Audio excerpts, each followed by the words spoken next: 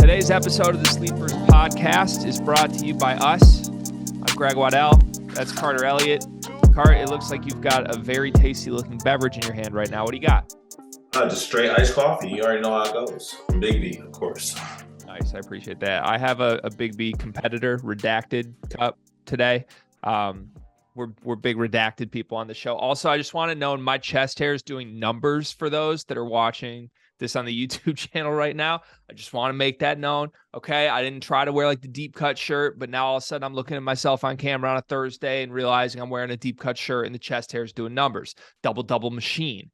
We have a lot to get to today. Energy is through the roof this morning. As you can see, we are going to respond to 25 comments from the YouTube channel. Reminder, that is going to go away relatively soon.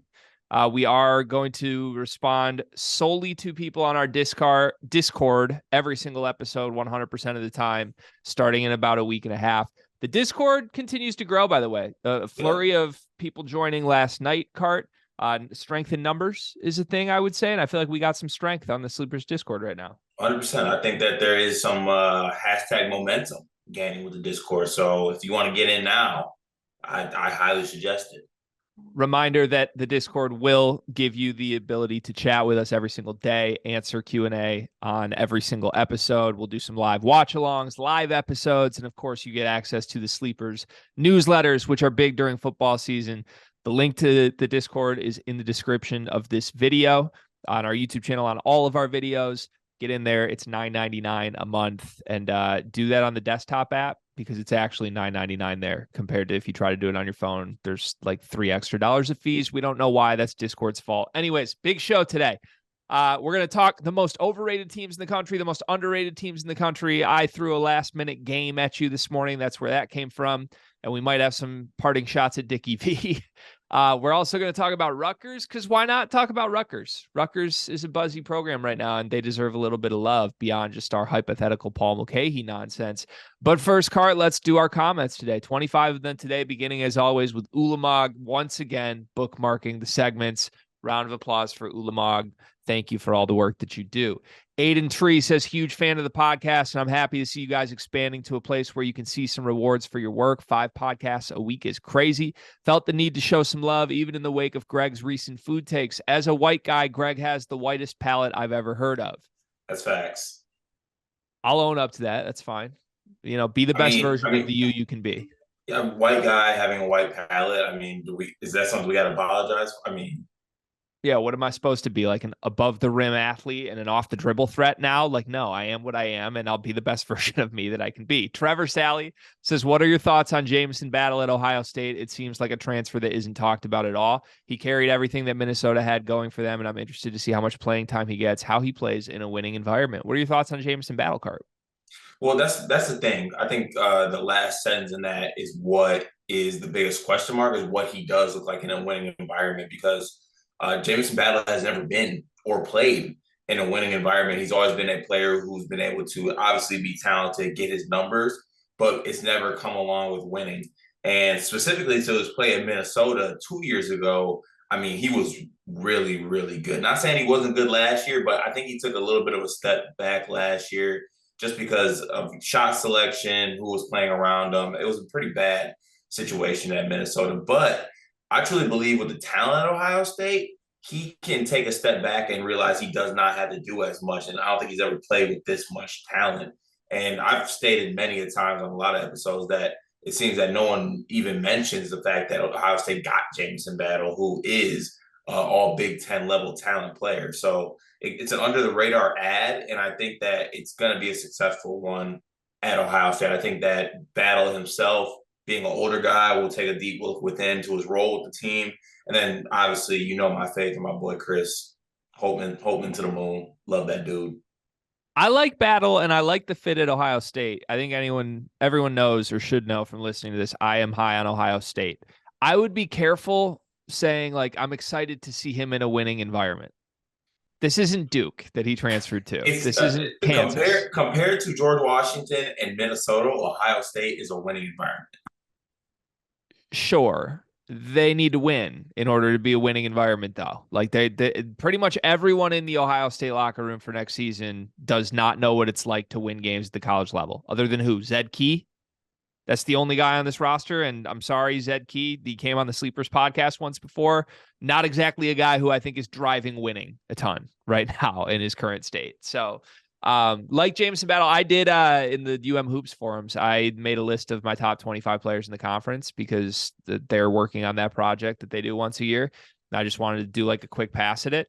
Jameson Battle was on my list, but he didn't make the final version. Like I had him in the 20s and I was like, this feels a little off, and I pushed him off. So guy that could be all Big Ten, guy that could be kind of forgotten about, probably depends on how good Ohio State is. Grant Odell says Omaruyi, I never say it right, is going to be a beast this year. Rutgers is slept on. Grant, we're going to talk about Rutgers for a full segment later this episode. So more to come. Wyatt Robinson says, I will gladly sign up for the Discord, but I don't see where to join on my phone screen. Thanks for the info and the work you do on the show. Wyatt, sorry, we should have responded to this comment in a thread, but a little busy yesterday. The link is in the description of all the videos on our YouTube channel. So just scroll up. You should be able to click the description. Try to do it on your laptop and not on a phone, and you should be able to get exactly where you need to go. Craig Bowers says, still waiting on that official correction statement, Carter. Okay, I do want to go back and correct this. Okay, sometimes when you get a couple of Purdue fans in your mentions, I automatically clump them in with my, one of my favorite guys over on the Purdue side, and Braxton Stands and Craig Bowers. Craig was not the person who told me that Will Berg would be able to stretch the floor and shoot threes. So I just want to correct that remark. I'm sorry. It happens. Boiler up. Get a bar in town.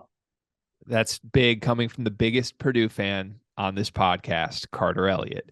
Can I quickly, this is going to be the last Purdue thing I say today, I promise. Last thing, I swear to God. Second last thing, I swear to God. But I don't think it's that crazy as everyone was making us out to be, the segment that we did the other day. Like, that was not intended to be like, ooh, this will get some clicks and be controversial, of me being like, I think this is a top 10 roster without Edey. Like, I guess it's a little stretchy the more I look at it, but I don't think that's controversial. And a lot of people are like love my guys, but they're way off on this one. Like, I don't think we're that. And then people that say we're way off are like, I'd have them more like 18th. Like, that's not far off from what we're saying, is it? Like, I don't know. No comment. Okay. All right. Moving on. Fam says, being a CBB show, I'm here for the soccer clarity. Messi took that deal, getting a stake in Apple TV, and future streaming rights for MLS revenue and partial ownership in Miami will be worth over $1 billion over time. Wanted to be closer to Argentina too. Main hope is grow the league through ad revenue, bridge it for the future Latin, South American players so that they can stay closer to home, earn higher salaries as his legacy. Kind of sick compared to just another Saudi super contract. Yeah, that's all good and well. That's all facts, but I don't care. All right. Like, stop. MLS stinks. Let's stop trying to make it something it's not. If anything, it's a developmental league because you can find a couple players that, if they are good enough, you leave MLS and you go play somewhere else. That's how it works. If you're not, you stay in MLS. And this is the reason why. Last thing I want to say on MLS. This is the reason why when we do U.S. soccer and we're talking about players that are big time and that need to be called up to the team, I'm not moved by anybody who leaves the league and scoring in MLS. It's not that hard. Messi's coming in and doing it in like 6 games. He's had 9 goals. All right. It's really not that hard to score against MLS defenders. It really isn't if you are a top level player. So I have a question here. Who is the worst international soccer player, like Prem level or some other big league? Who is the worst player that you could drop into the MLS Messi style and would be somewhat dominant? Maybe not like 2 goals a game, every game, winning every game, but like best player in the MLS.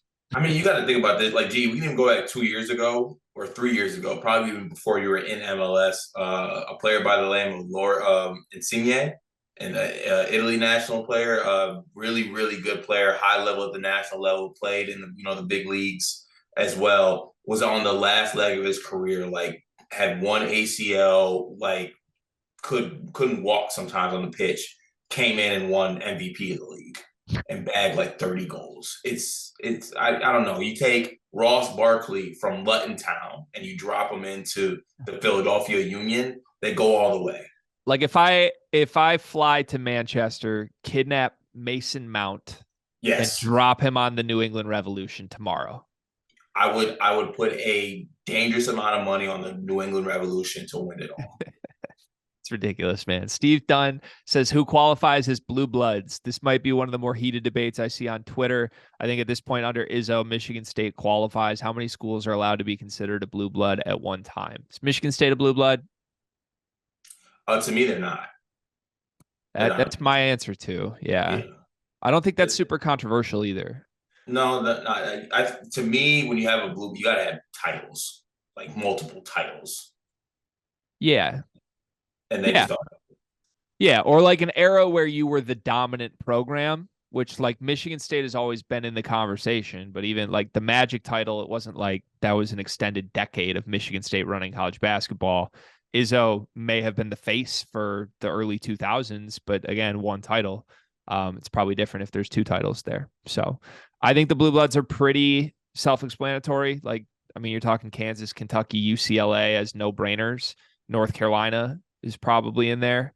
Duke. Outside Duke, yes, of course. Outside of those five, then I think it gets a little stretchy of like, okay, is Arizona in here? I don't consider Indiana a blue blood. I don't consider Michigan State a blue blood. What about like Nova, UConn? Nova's like a new blood, and UConn. I argued this. I think at the Final Four. At the Final Four, I argued they're not a blue blood. I thought you were arguing they were because we were actually looking at like the titles and the Final Fours and kind of how. I don't remember the crux of my argument there, to be honest. But okay. I remember I might have just been trying to yell at Rob Doster. So, anyways, yeah, and also the schools being blue helps too. Like maybe if Michigan State and Indiana had a blue logo, I could buy it a little more. But like the Blue Bloods being blue is partially part of this for me. John Smith says, I would love to be as high on Booker as you guys are, but when was the last time a big that skinny came in and had immediate success in the Big Ten? Jaren Jackson? Yeah, literally. He moves really well, guys, for how skinny he is. You said this in text yesterday, Cart, but I want to bring it back to the real world here. It's time we stop acting like Xavier Booker is the third man in this class. Yeah, it's I get having reservations about things like motor issues and things like that, but let's not act like we can't throw Xavier Booker out on the court, and if he gets 30 minutes or a high amount of minutes, he's not getting you at minimum like 10 and 6. Like I feel confident we're getting that in major minutes from him. Just from him just having the talent level he has. Yeah, it would be different if Michigan State roster was different. Like if this was 2 years ago and we're throwing Xavier Booker in Marcus Bingham's spot, I'm not like, oh, he's going to be great. Like he might not work. He might not be ready to shoulder like go-to guy the same way Max Christie ran into issues. Booker would probably run into issues on that team. On this team, where there's three killers in the backcourt and all he has to do is catch lobs and play hard and like block some shots, yes, he can do all of that. And last thing, you asked me a question. Let's say, hypothetically, I'm answering my own question that you're going to ask me. Who's the best big on this team? Xavier Booker is better than Carson Cooper. Xavier Booker is better than Mady Sissoko. Xavier Booker is better than Jackson Kohler. That's a fact. He's the best big on the team. I'd even go a step further, Cart. I would say the worst moments you'll get from Xavier Booker are better than the best moments you will get from any of those three guys you just named. And maybe I'm proven to be wrong when the season gets here, but he is just in a totally different tier talent-wise than those guys. And I think we should act like it. I don't think we should act like he's some guy that needs to be brought along slowly. Clayton says, first, I'm not too familiar with Concord. I think he means Discord. That said, if you have 100 comments you address from Discord, how is that going to be more time-friendly than addressing them straight from YouTube? I'm considering joining as my son and I love the comment section, and we frequently comment. We enjoy having our comments addressed, even when then the comment just like disappeared for some reason. I can't see all of it. Clayton, please join the Discord, man. We'd love to have you over there. You are definitely an important part of this community, as is your son. Going back to the emails you've sent us, like we enjoy our little pen pal relationship here. But yeah, I think it will be different because in all reality, we know we're not going to get 100 people to join the Discord, at least not right now. If we get to that point, that's great, and we'll address that as we have to. But realistically, like, you know, we've been getting 45 comments some days on these episodes, and I think we will get more like 10, 15 on the Discord, even if we have a big community there. So I'm gonna put my my business hat on here. You're gonna hear the most generic email brand. We got a meeting thing right now.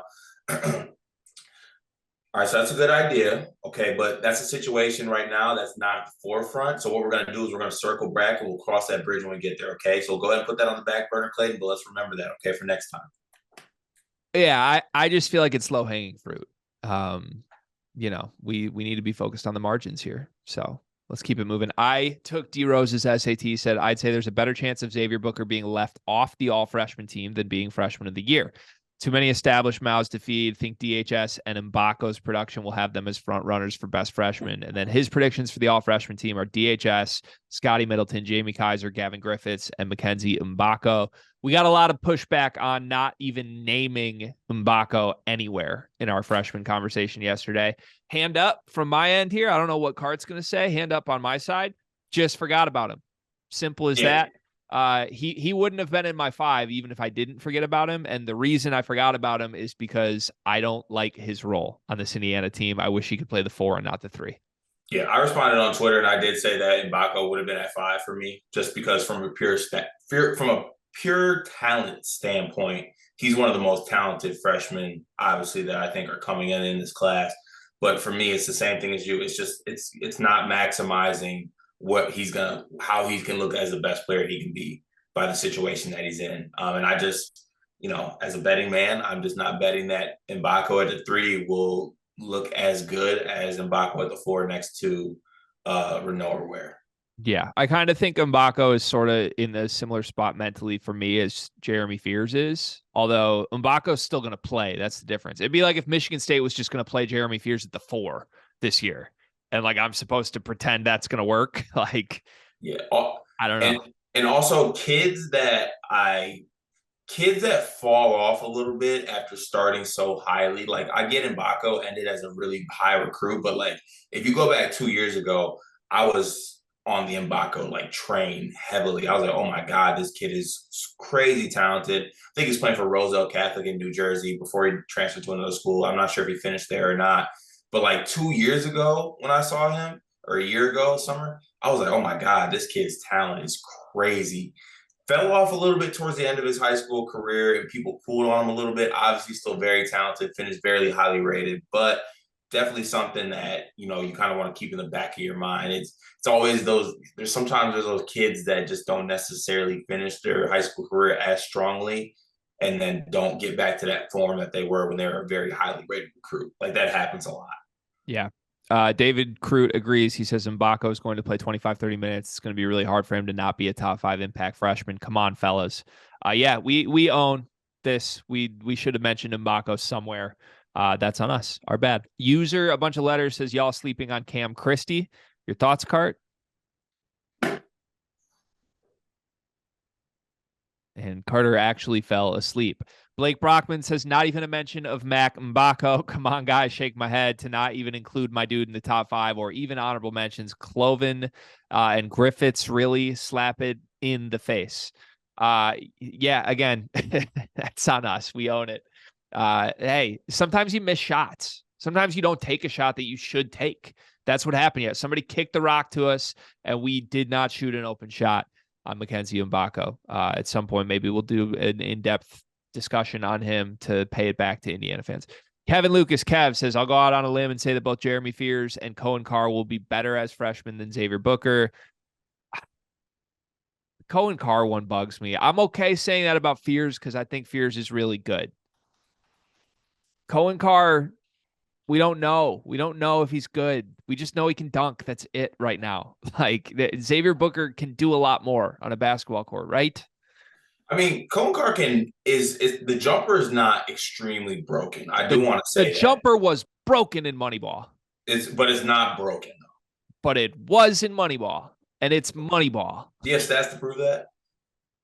No, because it's Moneyball, but I have eyes to prove it because every time he stepped to the free throw line, he missed at least one free throw, and he was not making jumpers. And we have dozens of sources telling us that. But you want to know the crazy thing about not making jumpers? Is you can make jumpers. No, not even that. You don't gotta shoot jumpers. If all Cohen Carr can do is transition dunk, he's going to be really fun. But it's not just transition dunks though. Okay. He has the ability, the speed, and the half court to get past people too. Yes. Again, I like Cohen Carr. This is coming across as I'm like shitting on Cohen Carr because I think Xavier Booker's a better player. Like I do too. I don't if there was, like the charts, like if there's like fun on one axis and then impact on the other axis, like Cohen Carr's off the fun charts, but he's somewhere in the middle on impact. And Xavier Booker, I don't know how fun Xavier Booker is. I think Xavier Booker is clearly the best big on this team. And I don't know if Cohen Carr is better than Malik Hall or better than Jaden Akins or better than Xavier Booker. And he needs to be better than at least two of those three guys to earn real minutes on this team. So, we'll see. That's my stance. And then Kev goes on to say, also don't sleep on Iowa State's transfer class, Keshawn Gilbert, Curtis Jones, and Jackson Pavletsky. Yeah, I'll be honest. I only know about Gilbert. I actually like his game a lot. I think he's really good. I can't comment on the other guys. I'm not even going to try to. I like Pavletsky a little bit. He's nice. Where do you come from? Oh, my God. What was it? Why the hell am I blanking on this? Let me look it up to get it right. Did you see like his film or something, or did you talk about it in one of the videos? No, I remember I've seen him in game. Wofford. Yeah, there was. Oh, okay. I just might not have seen. The only dude from Wofford I knew about was the big Mac. No, Pavletsky, I remember him. He was freshman of the year. He like had buckets in that conference. Yeah. Okay, nice. Yeah, he could play. Anyways, yeah, good call out, Kev. I agree there. Two more comments today. Kevin Deaton says, Greg, that shirt is not cool. The D and the E needs to be removed. Not sure if we can be friends anymore. I'll be honest, Kevin, when I saw this comment, I thought I was wearing a Drake shirt. So I thought you wanted me to wear a shirt that says R-A-K. And I spent like 15 minutes trying to figure out what that meant. But it was actually, I was wearing the Duke shirt. And so, okay, UK fan. Sorry, Kev.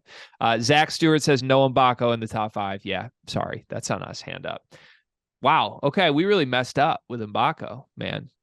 Heartbreaker. That's all the YouTube comments for today. Let's jump over to the Discord, though, Card. I should have led with the Discord comments. We do have a couple from yesterday's episode. First of all, Gavin Booher is now over on the Discord. GBoo4, elite username, says, as a broke college kid, I needed to find something to cut out of my expenses in order to support my favorite podcast. I decided to cancel my highest tier subscription to kink.com. You are worth it, fellas. Super excited to be here. Be like Gavin, people. Be less horny and be more sleepery, okay? And then he goes on to tell us a little more about him. We had a nice little back and forth with Gavin in the comment section.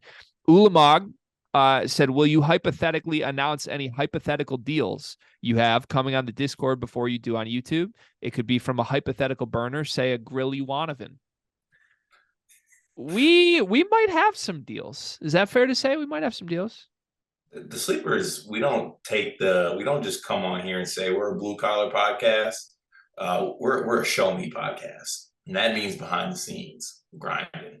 And deals are in the works. And if they hit, the price is going up. Not for Discord, of course, but I'm just saying the price in general. I'm going to be acting differently. Yeah. And we will share some of that intel before it goes public with the Discord, for the record. So, and then, so we asked people for topics today also, just this morning. We were going back and forth with the Discord a little bit. So I want to talk about a couple that people brought in here. Rex said, don't know if you guys talk college football much, but there seems to be a lot of hype around this Big Ten East race. A lot of people hopping on the Penn State train. Do you think Penn State factors in to Big Ten football at all this year? I do, because I buy stock in the quarterback, Aller. Aller, he's nice. Yeah. I think he's super nice. I think that honestly, the past couple years, Clifford has just been, just to not mince words, I think he's just been mid. I really think he's been mid, and their team has been capped because of that. But like, you got Singleton, you got Alar, you got Kalen King, one of the best cornerbacks in all of college football on the other side. Like, the defense is going to be really good. And I just think the quarterback is going to raise the ceiling of the team. I feel like maybe that's just a theme in the Big Ten. Like when teams just move on from certain quarterbacks and throw out younger, more talented guys, maybe, and it just raises the ceiling of the team. Yeah, to be determined, I think. Is Peyton Thorne going to start at Auburn, by the way? The word on the street is he's not. Yeah. Which street? Oak Ridge. Yeah. There's a few streets that have been ready to say he's going to be working at a Best Buy for about 3 months now. So not always sure how accurate those streets that have manifested Peyton Thornton leaving Michigan State always are. But hey, we'll see. Could be a trend. You're right. I don't think Penn State factors in. I think they're good. Like I think they're a good football team like they were last year. But do I think a freshman QB is going to like put them over the top with everything Michigan brings back and all of Ohio State's talent? No, I don't. So those two feel like they're a little separated. And then final comment, Coy screenshotted a Riley Davis tweet. Riley Davis going to be back on the show tomorrow for Riley Fridays and said, not a single smidge of subtlety here from our guy Riley. Riley was doing the whole Almanac promotional tweet. And then he said, a name to watch, freshman combo guard Jalen Bernard. Griff Aldridge says he looks like a Longwood player, i.e. he's big, physical, and explosive. Longwood equals big, physical, explosive. Wait, the end of the tweet actually said Longwood No, equals. that's Coy's commentary. The end of the tweet said, i.e. he's big, physical, and explosive. My word. That's an insane tweet. It is an insane tweet. And then final comment of the day. This is from Tyler Williams, who messaged us on Twitter, and he said he has a question for the podcast. Michigan State versus Arizona, Duke versus Kansas. This is the Final Four. Who comes out on top and why? Oh, can you answer that one first? Yeah, I won't put too much thought into this, to be honest, but I think Michigan State would beat Arizona because Caleb Love is on Arizona. I think Kansas beats Duke because they're old and good, and Duke is just good. And then I think it's Hunter Dickinson versus Michigan State for a national championship. Oh my God, I'm going to be disgusted if that's actually how it ends up. I'll say Izzo gets 2. If it's actually Tom Izzo versus Hunter Dickinson with a title on the line, Izzo's not losing to Hunter Dickinson. I believe that with my heart and soul. That's the only reason I would do the same thing, because in all actuality, I've been hyping up Kansas and what they could be. But Izzo will do anything, go any lengths to win that basketball game. He will die on that court if he has to. Yeah, he would cut off the referee's kneecaps. He'd be on the court if that's going south in the middle of the game. Yeah, okay. Congrats, Michigan State. We just gave you a national title. Thank you to all the comments today, especially those of you that have hopped over into the Discord. And Tyler Williams, who just gave us that last question, said he'll become a member of the Discord soon. Thanks for all the hard work. Love the show more than anyone. We love you, Tyler, and we would love it if you join the Discord. Get over there. This community continues to grow. If we get that up to it says there's 50 people in the Discord right now, but only 15 I think are now paid members where they can actually see everything. So again, conversion rate, something's not adding up there. But if we somehow get all 50 people actually engaging on the Discord, then we're rocking. Yeah, I don't want this looking like my 3-point percentage. Let's get right. Let's get it up a little bit. Okay, moving on. Topics. We're gonna talk about Rutgers to open the show today. We've been sort of slow playing this because we didn't know when the right moment would be to talk about Rutgers. And there's a lot of momentum with this program right now. They are likely going to add the number 1 and the number 2 ranked recruit in the country. Rutgers is going to add the 2 best freshmen in the country. Unprecedented. Dylan Harper, Ace Bailey. For those of you that don't know, Ace Bailey is already signed to Rutgers. Dylan Harper is a heavy Rutgers lean, the brother of Ron Harper Jr., who is actively trolling Indiana right now in his recruit visits. We love both of them as players. Rutgers would certainly be really good in a year if they get those guys, but they might be kind of good this year too. That's what I want to talk about, because we got some numbers back from their overseas trip, and essentially Rutgers is shooting a ton of threes. That's not normal for a Rutgers team. Gavin Griffiths, we talked about him briefly on the show yesterday, 5 for 10 from 3 in their most recent game overseas. He looks like he might potentially be a guy who leads Rutgers in scoring this year. You're a huge fan of Derek Simpson. We've talked about that before, but man, if Rutgers is going to shoot 42 threes in a game, and Gavin Griffiths can get them 20 a night, I'm very in on this Rutgers program that all of a sudden has a higher upward trajectory than any team in this conference other than Michigan State right now. What is happening? Yeah, and the craziest part to me, before you even start talking about like Griffiths getting his 20 and them actually hitting threes at a high clip, is that they're just playing this way. Like, I didn't have a chance to go back last season and like go through game logs and things like that, but I'd be absolutely shocked if there were multiple games where they shot that many 3-pointers, to be honest with you. And I think the shift to that is a good one for this team with the personnel that they have. And I don't think they are being talked about enough just because of the losses they had. Obviously, they lose Mulcahy, they lose McConnell, they lose Cam Spencer in devastating fashion. Like that three right there is something that could, kill a program. But they still got Cliff. Griffiths is going to be one of the best freshmen in the conference. Maybe, the way it's trending, he might be considered one of the best freshmen in the country, production and impact-wise. I don't think that's too much of a stretch. Derek Simpson's really good. Andre Hyatt's played more college basketball than a lot of people in the college basketball world right now and can be productive if he's healthy. So they got something there. And then Pikel is just going to be Pikel. And Rutgers is always going to be Rutgers. It's going to be tough to play at Rutgers. So, yeah, it's a team that you can't take lightly. I think they're going to be a lot better than people think. And you can't take Rutgers lightly. And I feel like 2 months ago, you might have been like, okay, they lost all three of those people that I mentioned. Take them a little bit lightly. That's not the case. Rutgers might be #back or on their way back. Isn't it #here? Don't they have to be here in order to be back? We said that with Nebraska. Remember we were in Lincoln? We were like, Nebraska might be back. And we're like, oh, wait a second. No, Nebraska might be here. Turns out Nebraska wasn't here. They got cake pops. But Rutgers might be here. I have a little bit of a hot take on the Spencer Mulcahy departures cart. Could this be some addition by subtraction? Losing? Not with Spencer. That duo? Not with Spencer to me. No chance?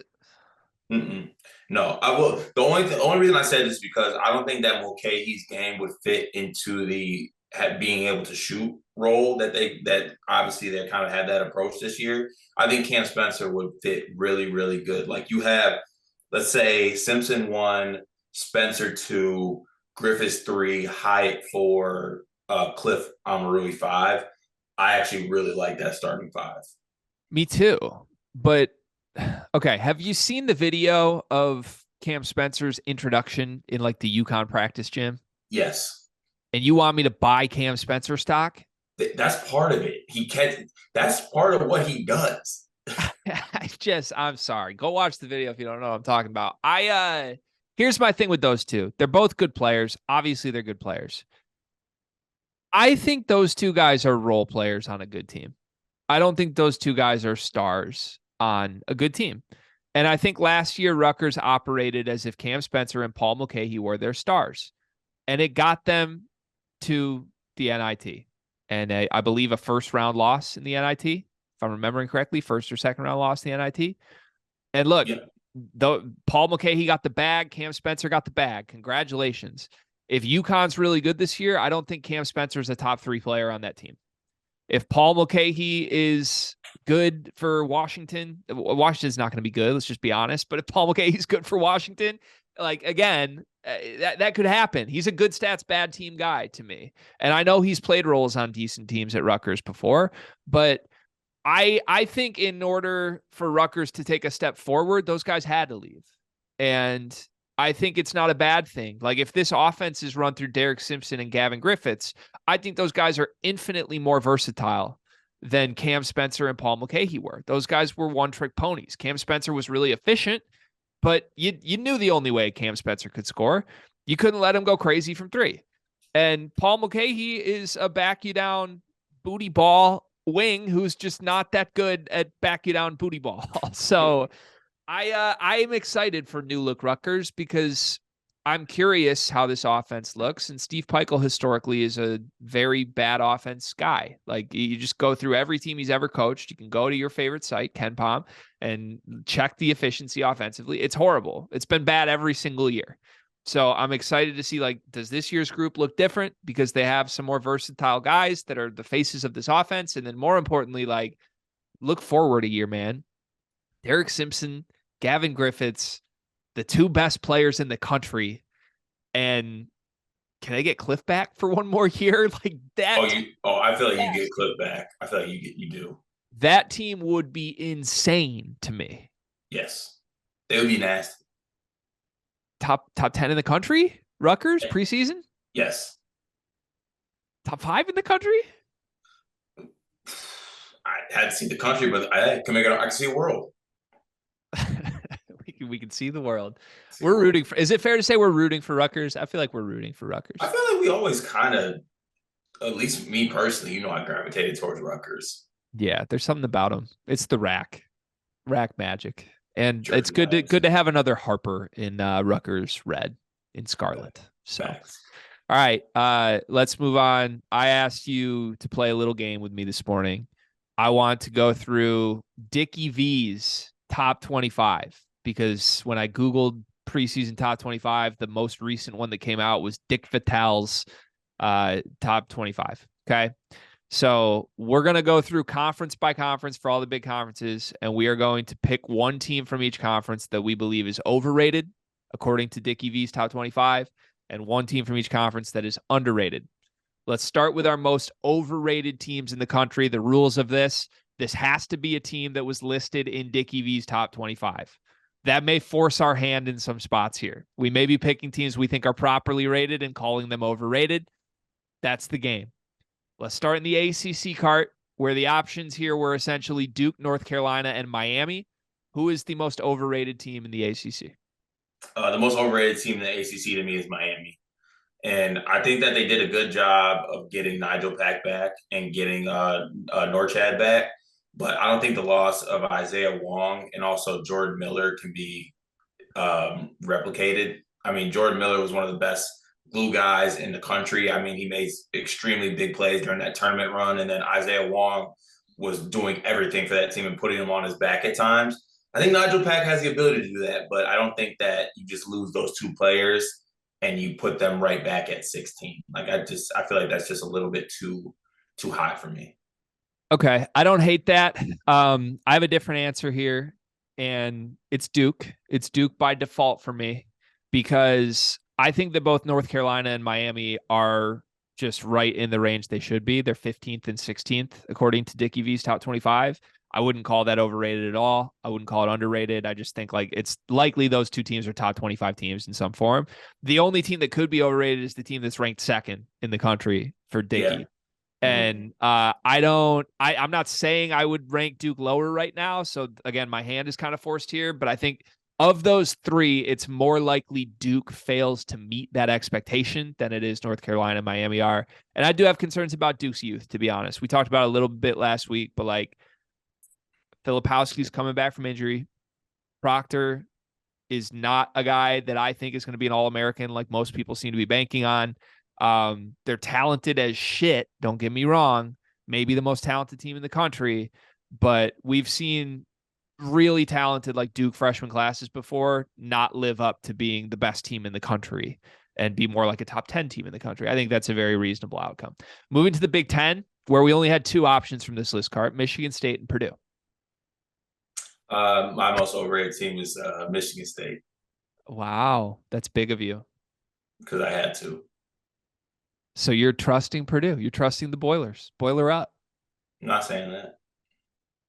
You very easily could have picked Purdue as most overrated here. No, because if I did, I'd just talk about them. Violating your rule makes sense. Yeah, Michigan State is my answer as well. I think I have Michigan State 5th in my current list right now. They're 4th on Dickie V's, so not far off whatsoever. But I've said it before, like Michigan State still has to make the jump. Everybody's penciling them in 4th. They haven't made that jump yet. We think they're going to make that jump this year. But everyone on this roster knows at the college level is 13 lost seasons. So AJ Hoggard is really in shape. maybe that changes everything. We'll see. This freshman class is really good. But if you got to pick one of those two to be overrated, it's Michigan State. Big 12, a lot of options here. This one, I feel like we can actually find one we both feel is truly truly overrated. Who is the most overrated team in the Big 12? I struggle with this one. I got a couple crossouts on this, and this pains me to say, but I think Houston is a little bit overrated, being at 7. I think they're going to be good. They added Crier, that's huge, and they got some dudes back. But at the same time, like you lose Marcus Sasser, you lose Tremont Mark as well. I do like the guys they had. Don't get me wrong. Like Arsenault, I believe is his last name. Don't want to mispronounce that. Love his game. Still got Shed back. But I just think it's a little bit too high based on the losses they had. That was my backup to the team that I'm about to go to. I think Houston's more like a top 20-ish team than 8th. The pick I'm going with is Baylor. And Baylor on Dickie V's list is 21st. At 21, really? I don't think this Baylor team is going to sniff the top 25. I don't. Listen, man. Weren't they like 20th last year? Like this Baylor team was like supposed to be top 5, top 10. But like last year, in essence, they were a top 20, 21 team, right? Like they were a 5 seed in the NCAA tournament, I think. They lost to Creighton in the second round in a 4-5 game. It was a really entertaining game. No, maybe a 6 seed in the NCAA tournament. 3-6, I think. I think they were a 6 seed, which would have them 21-24 in the country last year. Then you lose Keontae George. You lose Adam Flagler. You lose L.J. Cryer to an interconference rival and replace them with Ray J. Dennis and Jaden Nunn. Like, I'm sorry. And I know we positively talked about those two a little bit yesterday, but like, I have big Ray J. Dennis concerns if he's supposed to be the best player on your team. And I think Baylor thinks he's the best player on this team. Jaden Nunn scored 9 a game at VCU. That's not the Baylor guards we've seen the last couple years. So I think there's a big drop-off coming. I think this team doesn't sniff a top 25 and is more like a bubble team. Like maybe makes tournament, maybe not. I love Scott Drew, so I think he'll find a way to get through it. But I do not like this roster at all on paper. Wow. I just can't agree with that one, but okay. Wow. I mean, we know how much you love Jalen Bridges, so that makes sense. He's a great first option guy, right? Moving on. Big East. Who's your most overrated team in the Big East? My most overrated team in the Big East is the Marquette Golden Eagles. I knew this one was coming. For various reasons. Yes, they get Big East Player of the Year back in Tyler Kolek. Yes, they have Cam Jones. But Omax did a lot for that team. And I think a lot of guys are projecting that guys that play behind him take a jump. Obviously, they have Osa next to him, who's going to have a really big year. But I don't know if other guys are going to make a step. I know guys have brought up like Ben Gold taking a step. I don't know if he's going to be the guy to do that. They lost a lot, I think. And I think they're glossing over the Prosper loss a little bit too much. And also Shaka Smart's fashion choices.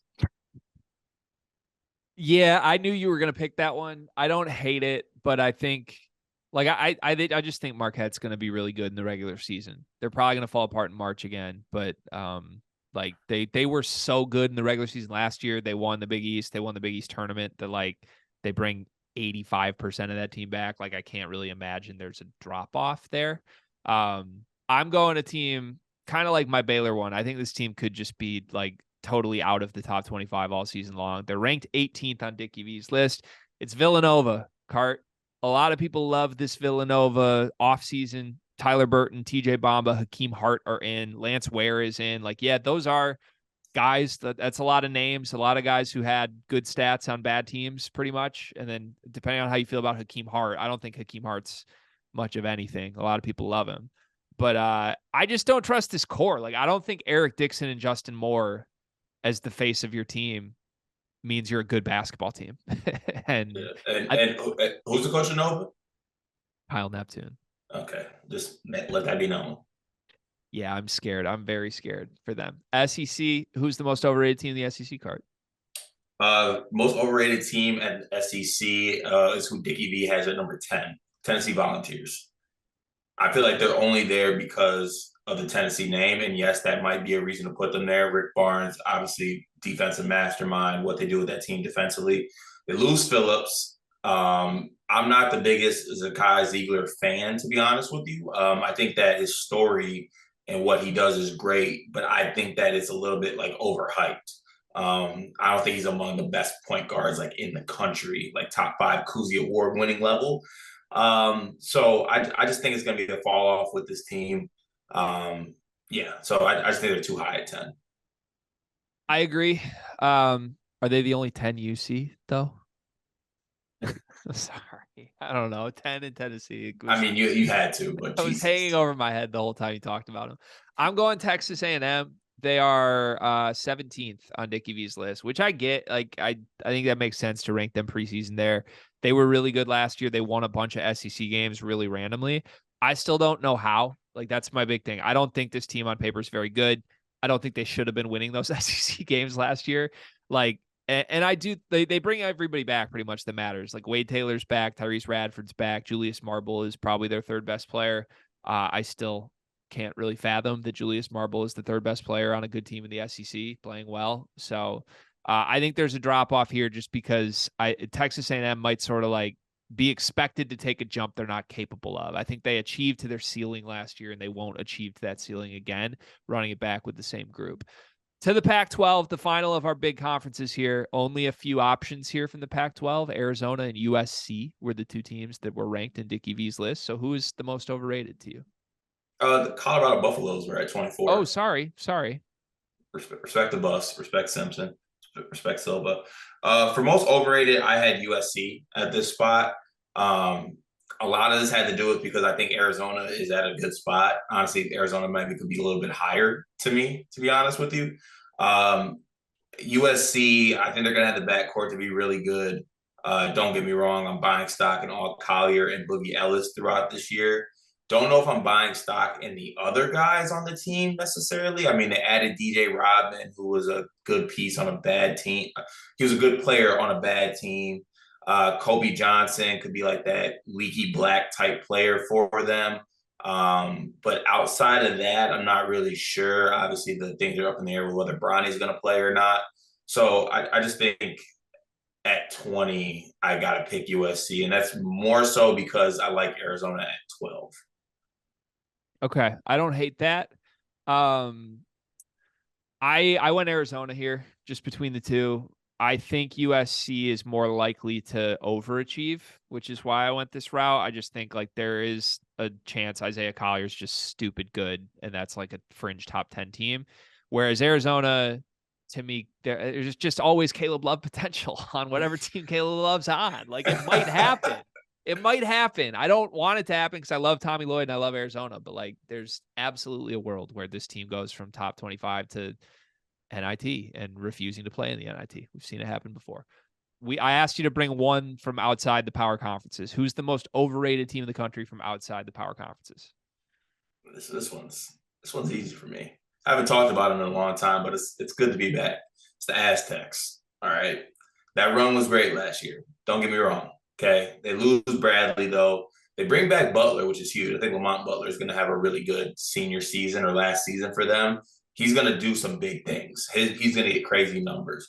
But they lost a good amount around him as well. Like even though I'm not as high on him, the loss of Keyshawn Johnson is going to be felt, I think. So yeah, I think 19 is a little bit too high for them. For me, they're like a fringe outside, like they're like a team in the 30s to me, not in the top 20. Okay. Yeah, I agree with you there. There's just one other team I think is even more overrated. Did I miss them? Did I miss somebody? It's Gonzaga. Gonzaga is currently 9th on Dickie V's list. And I don't like the roster. Like Drew Timmy's gone. Drew Timme has been their everything for 5 years. He's not the only guy that's gone. Julian Strother's gone. 15 points a game last year. They basically got rid of Malachi Smith and Hunter Salas, intending to bring in RJ Nembhard instead. But like, I don't think Nembhard works with Nolan Hickman. And now Hickman needs to play more minutes because they lost Smith and Bolton and Salas. So I just don't like if a team has Nolan Hickman as its second best player with no answer in the front court that you can trust other than Graham EK, who was good at Wyoming. Don't get me wrong, he was good at Wyoming. It's also Wyoming. I just am scared. Can I do a little chest tap on this one? Yeah, please. I did not see Gonzaga at 9. That's who I would have. Way too much just too much turnover and unknown with that program. Like when you lose a program great, and then you also lose the supporting pieces around him who helped them be great. Like it's just too much projecting with that team. I think top 10 is 9 is just a bit too high. I did not notice Gonzaga there. That's on me. Yeah. Okay. I'm glad we're on the same page. I think Gonzaga will be all right. Like I think they can still win that conference, and I just think it's more like 20 to 25 this year. So of all those teams we just named, pick one. Who's the most overrated team in the country to you, Cart?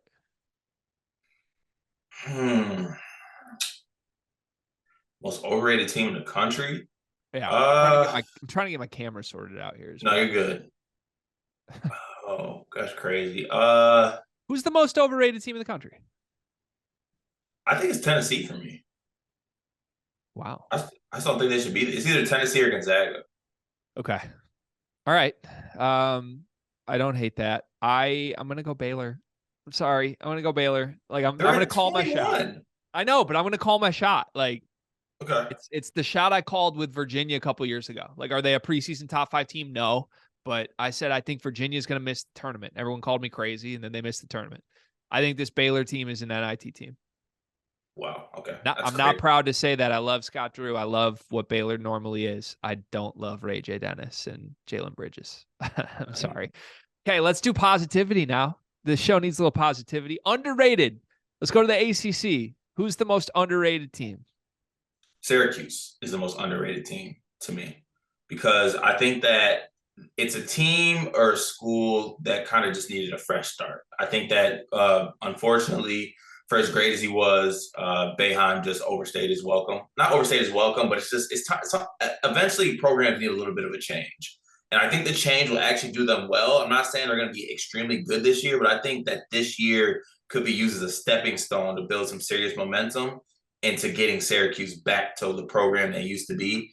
And the backcourt alone makes me love this team. Like Judah Mintz and JJ Starling, talent-wise, are really, really good. And I think that'll make them better than they were. Is JJ Starling good? Yes. We're 100% confident in that? I'm 100% confident that JJ Starling's good. Okay, I needed to hear that because my answer is also Syracuse. I just am still, like, I'm only 95% JJ Starling's good. And if he's not good, then we're wrong about this. But I still think he's good. And I think Judah Mintz might be the most underrated player in the country. I know we're doing teams right now, but like Mintz is capable of like first team All-American stuff. I think that's in the cards for him. We'll see what happens. Also, they might play man-to-man this year. I don't know if you heard that. I did hear that. That's exciting. That's fun. Let's move to the Big Ten. A lot of options here since nobody else is ranked other than Michigan State and Purdue. Who do you got here? I got my Buckeyes. I think Ohio State's underrated for the reasons we stated many times on past podcasts. I think they got Thornton back. They got a power back, Jamison Battle. Love the freshman class. They had a really down year last year. This is a top 25 talent level team. So I think they are underrated. Okay. Yeah, Maryland is my pick. Also a good pick. I wanted to pick Ohio State, but I think it's Maryland. I think I just think it's a lock. Maryland ends up the season top 25, to be honest with you. I do too. Yeah, has to happen. They're super talented. And if you try to make a list of the top 25 players in the Big Ten, you're going to have 5 Maryland names on it and then be like, wait a second, why is nobody talking about Maryland? They're really, really good. And you compare that to Purdue. I know I've thrown a lot of Purdue love out there, Cart. There's only 2 Purdue names on the top 25 players in the Big Ten. There's 5 from Maryland. And nobody's really talking about Maryland. Big 12. Let me go look at this. Jerome Tang in the game. Kansas State. They're underrated. Speaking of yesterday's episode where we talked about really good transfer classes, that applies to this Kansas State team. I was surprised. Well, I guess it's Dickie V's preseason top 25. I think they're a preseason top 25 team, even though the pieces that they lost. I like the guys they're bringing in. Tyler Perry could be an All-American level type player, I think. So I'm in on this team and their additions. I am right there with you. We're agreeing too much for my liking, but I feel like it's a good thing when we agree because we're usually right when we both agree with each other. And don't sleep on the Quez Glover ad too. It's another lottery ticket for Jerome Tang to figure out, and I really trust Jerome Tang right now. Big East, not many options here because so many teams in the Big East are ranked in Dickie V's top 25. Yeah, my underrated team is Providence for this pick. Bryce Hopkins could easily be Big East Player of the Year, and that alone I think could put them into this kind of mold. And then I'm gonna butcher this name, but I think it's Duyal, freshman. It's a guy who has a lot of NBA buzz and has been getting a lot of rave reviews as well. I saw some of his high school film. He just is a high energy guy who has the tools to be an NBA player. Like he's one of those guys who is an under the radar kind of pickup, and then you see him just have a really good freshman year, and like he finds his way into like a first round type pick, maybe even a lottery pick type pick, just by having the production, the skill set, and the frame that he has. And I also am in on Kim English as a coach as well. So I'm picking Providence. I know I'm one of the few, but I'm in on Kim English. Interesting. Yeah, I won't press you for too many details there, but I don't agree there. I want to see it a little bit. I'm going Georgetown, and this is the one I feel the worst about of every team on my list. I just think expectations are so low for this Georgetown team in year one of Ed Cooley. And Ed Cooley's kind of great when you give him no expectations. Like Ed Cooley just always figures something out, and I trust him to make this team competitive and fun, even if they're not good. And they have decent recruits coming in. Like they got Drew McKenna, top 100 kid. Drew Fielder's a 4-star. Jaden Epps is gonna be productive at the very least. Like I don't know if that means good team, but I think he can score like 12 a game minimum and kind of be the engine for an offense. So and Jeff Goodman's favorite, Rowan Brumbaugh, is also a Hoya. I'm buying Georgetown. I think they'll be competitive and pick off some of the better teams in the Big East. I like that pick, Gregory. Thank you. Thanks, Cart. To the SEC. Who's your most underrated team in the SEC? My most underrated team in the SEC is the new coach, redacted coach, and that's Ole Miss. And the reason it's Ole Miss is because Matt Murrell, sorry, my apologies. Love his game. I think he's going to have a breakout year in the SEC. I think he's an NBA level talent type player. And I just think that despite all the shortcomings of redacted off the floor and the choices he makes off the floor, when it actually comes to coaching the game of basketball, he's really, really good. So I think that is going to be enough to get Ole Miss to they'll be better than what people expect. I'm not saying they're like top 25 or anything like that, but I think they'll be better than people expect. It's a good pick. You said a lot of accurate things about redacted there. I'm going to go to a different coach that I trust. I trust him more off the court for sure. I trust Bruce Pearl, and Auburn is my pick. Friend of the Sleepers, Wendell Green, is no longer on this team. And I'm very curious what that does to the rest of the guys on this team because Wendell was awesome. Sometimes he was like driving them off a cliff other times. And now Aiden Holloway is in. And he's so good. He's super fun, so man. Good. He's super fun. I'm excited to watch this team for a lot of reasons, but a little surprised they're not on the top 25. And they got Broom back too, right? Yeah, they got Broom back. Yeah. Katie Johnson, Nightmare Fuel is still back. Jalen Williams is back. Like they really bring everybody that matters back except for Wendell Green and Alan Flanagan and Ad Holloway and Denver Jones, who scored 20 a game last year. Like there's stuff. I like that pick too, Gregory. My God, we just love each other today. This is fantastic. Let's move to the Pac-12. Cart, who you got? I struggle with this one. This is hard for me. And the reason I'm picking it. Huh? I'm sorry to interrupt, but there's an easy answer here, I think. Oh, I might be missing somebody then. Yeah, I think you're missing somebody. We'll see though. Who's your pick? Wait, can I switch it to you? Who'd you pick? The pick is UCLA. Oh wow, I blew it. Yeah, the UCLA is not in Dickie V's. Wait, why is UCLA not in the top 25? I don't know. He must just be skeptical of all the overseas guys. But like, listen, man, if you like Kentucky this year, you should like UCLA this year because they have a lot of guys that are new to college basketball that are super talented coming in.